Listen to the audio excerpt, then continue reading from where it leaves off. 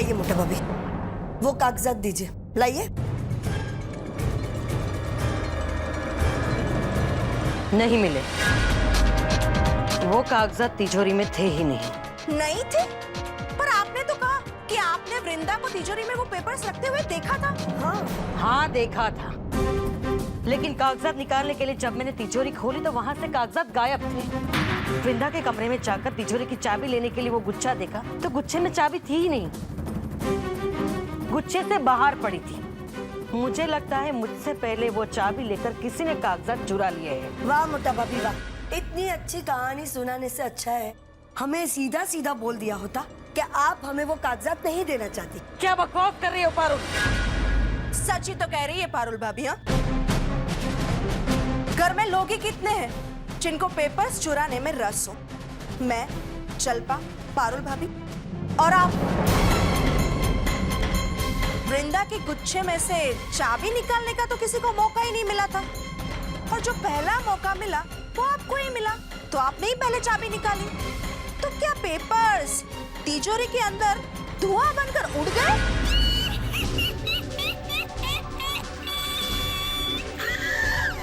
Hello ma'am.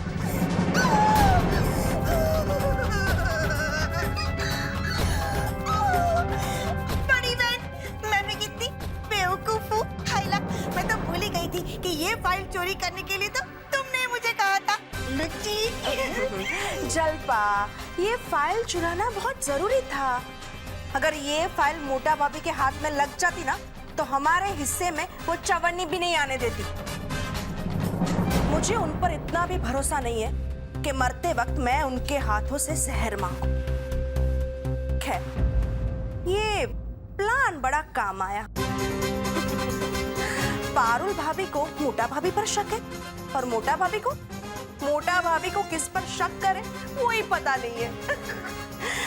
आज हमारे बहने होने का रिश्ता बड़ा काम आया।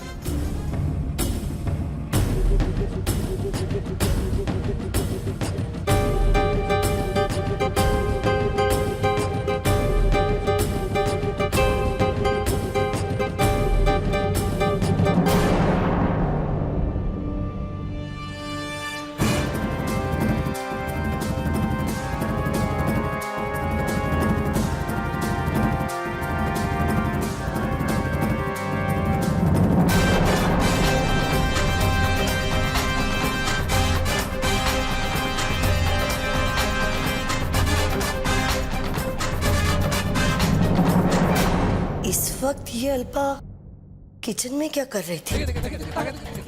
जरूर कुछ गड़बड़ है। कहिए, क्या कहना है आपको? अल्पा, मुझे पता चल गया है कि वो फाइल की चोरी किसने की। किसने की?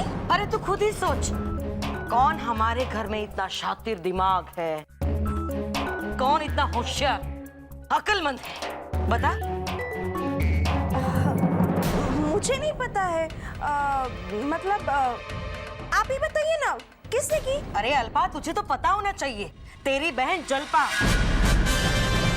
तुझे तो पता होगा ना कि वो कितनी होशियार है, वो ये कर सकती है ना?